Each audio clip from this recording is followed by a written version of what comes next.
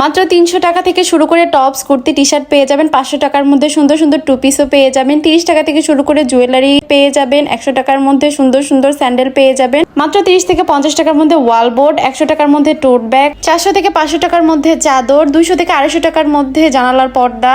এছাড়াও আরো অনেক জিনিস রয়েছে। কোথায় বা কিভাবে আসবেন সেই সবকিছু নিয়ে থাকছে আজকের এই ভিডিও। সো ভিডিওটি স্কিপ না করে ফুল ভিডিওটা দেখলেই বুঝতে পারবেন।